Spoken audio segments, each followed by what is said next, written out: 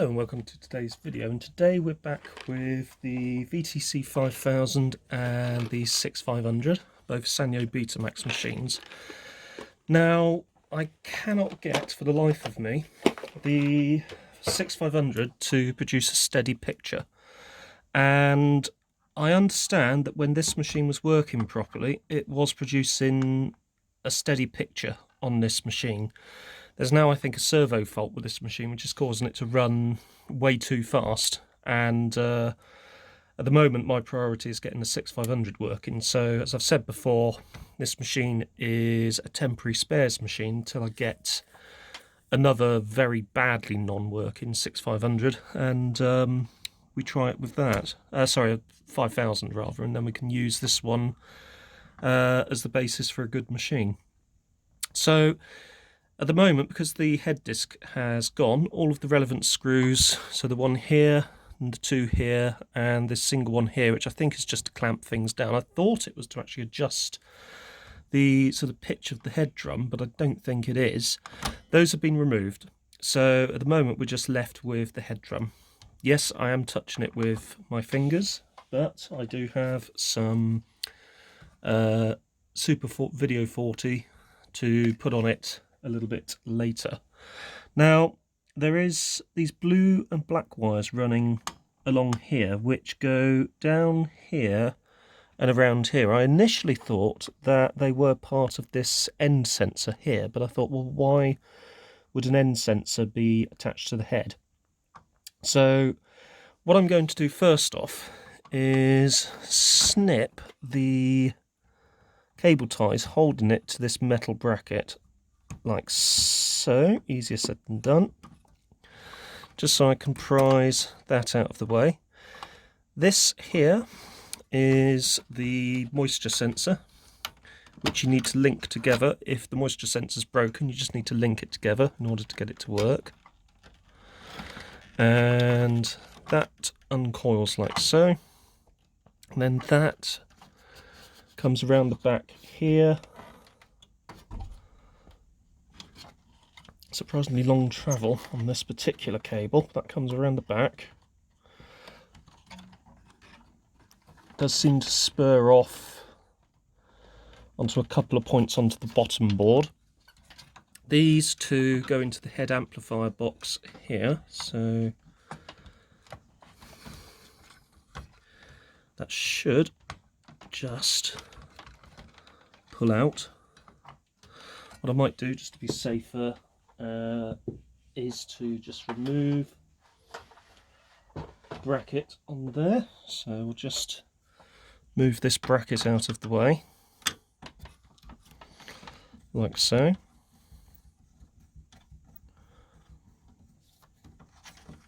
There we go. And just gently prise that up. Obviously not the ideal way to do it, because there is no screw on the other side. It is on there.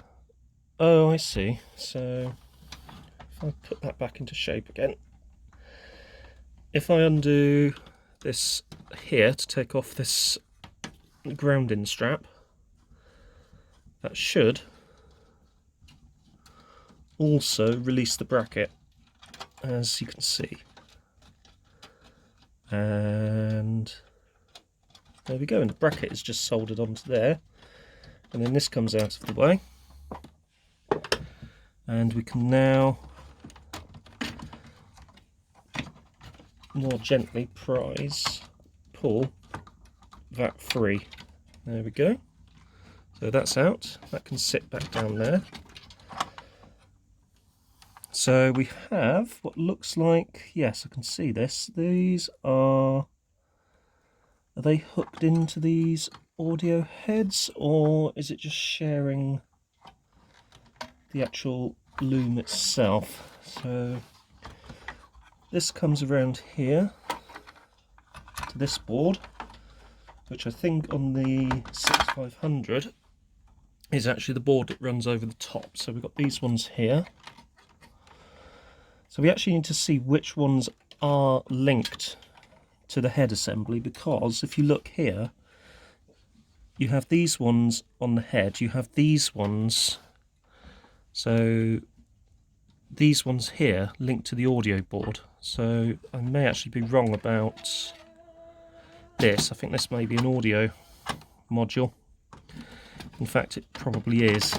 So I may be wrong about that. The head amplification board, I think is it this one? No, this is a servo board. So this around here, yeah, maybe, yeah, I think that is head and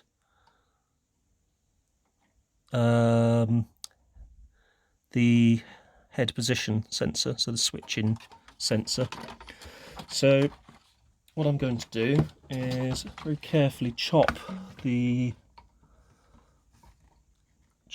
off as well, just to release the wiring, so we can see exactly what is related to the head and what isn't.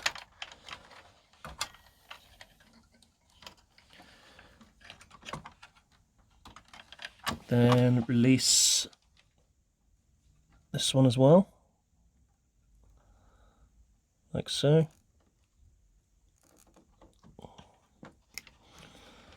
Okay.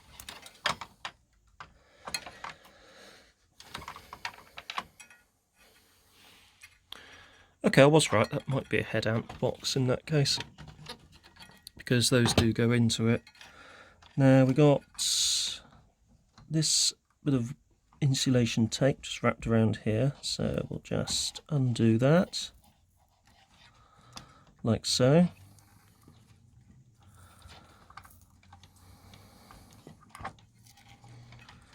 And that will allow us to separate everything else out of the way. So there's another bit here that we need to separate.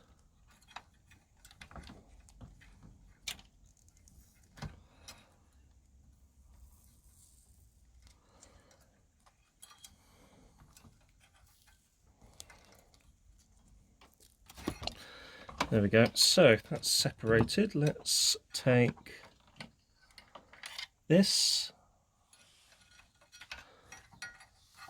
and that. It looks like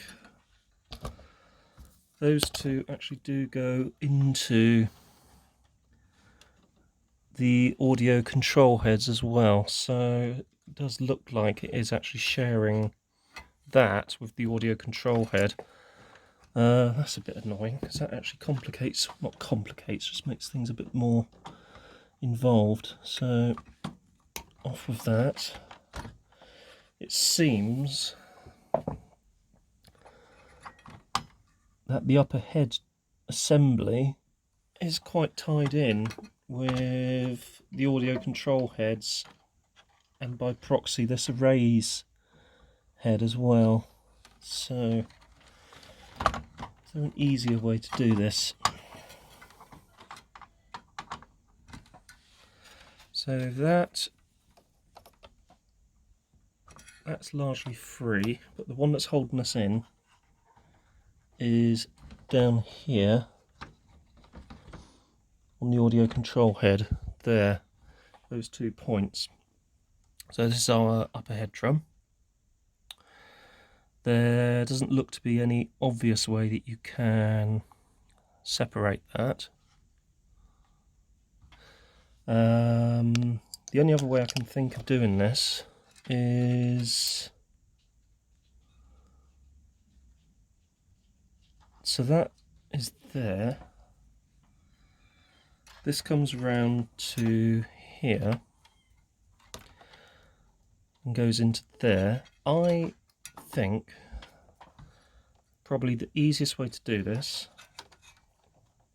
so that we don't have to disturb the audio control heads, is quite literally chop this wire, and when we come to put it onto the 6500, we need to splice it in properly. The other approach is you could just unsolder from here and solder it back in again, because those look wide enough. They do actually look wide enough to do it, and I've got to be honest, that might be the approach I use on the 6500.